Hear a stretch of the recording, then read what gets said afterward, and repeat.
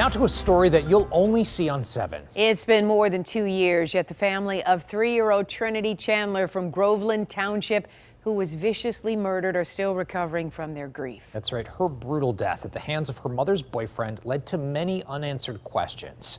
But now a new report is revealing what happened and how Child Protective Services handled the case. 7 Action News reporter Simon Shaquette has been following this story for years and is now uncovering new information about the case. But first, a warning: the video that you're about to see could be difficult to watch. After declining my interview request for 2.5 years, the director of CPS is finally talking about the death of 3-year-old Trinity Chandler, a child who had visible signs of abuse when caseworkers visited her here at Groveland Manor, yet they chose to leave, and a day later she was dead. I hold CPS responsible because they could have removed her. They seen all the marks on her. Every time they went there, they were taking pictures of her, but they never removed her. Grandmother Christine Cunningham continues to live with a broken heart. Her 3-year-old granddaughter Trinity Chandler killed by her mother's boyfriend on December 19, 2020, despite Child Protective Services actively investigating abuse for months. After reading that report, does that suggest to you that the system is broken?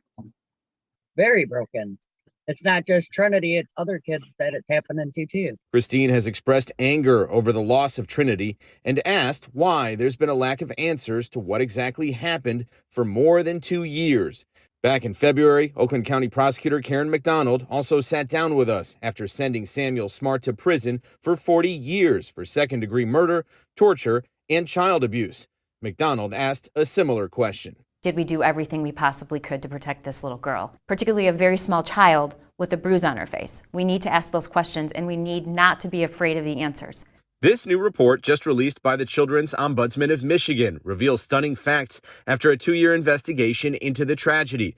The office finding Smart had held a pillow over Trinity's chest until she passed out, causing blunt force trauma. The report also showing caseworkers failed to receive annual training on how to spot signs of physical abuse, did not speak directly to doctors, and failed to seek second opinions, all steps now being officially recommended as policy changes to Director of MDHHS, Elizabeth Hertel. One day before Trinity Chandler died, CPS workers saw bruises and signs of abuse on her.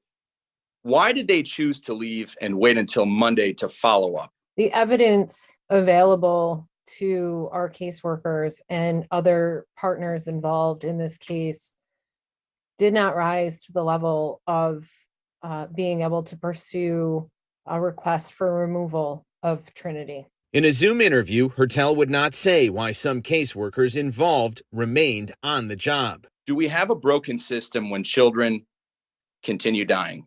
We have continued to strive toward creating those systems that are strong and ensuring that those services are available. For more answers, we went straight to Lansing to speak with Ryan Spidell, the current Children's Ombudsman of Michigan, recommending numerous changes. In interviewing the medical examiner, he made it quite clear to us that Trinity was going to die after Samuel did what he did to her. Days prior? Yes, 4 days prior to the date that CPS was there. Were you surprised to learn that on an annual basis, training for CPS workers to recognize signs of abuse and trauma is not done? I wasn't surprised to learn it just because I know that that's just a regular thing. While Smart, who had a history of violent behavior and drug abuse, was babysitting Trinity the day she died and even videotaped his abuse, CPS maintains they didn't have enough evidence to take her from the home, despite black eyes and bruises covering her body, all documented in this state police report we obtained through FOIA. Does it suggest a broken system? Listen, I think the child welfare system in Michigan has to improve. It does appear that they knew something was wrong, but they didn't have the evidence to support that. What do you say to the families of children who died during open cases? One of my immediate priorities is working to ensure that people in this state, in our communities, our neighbors have access to the resources and the services they need to meet the goals that they have, with a special focus on children. Our reporting has grabbed attention of State Senator Jim Runstead, now calling for more transparency from CPS. Someone like me, someone like you cannot get the information. I thought, this is crazy. In the meantime, Director Hertel says a new action agenda is working to improve CPS and address recent recommendations. We take this work incredibly seriously and are always working to improve our practices and our policies. Is it enough for a caseworker to say, I followed the directions I was being told? No, it's not. As we speak, Senator Jim Runstead continues to push for more accountability. We'll keep following up to make sure CPS implements the recommendations put forth by the Ombudsman's report. Simon Shaquette, 7 Action News.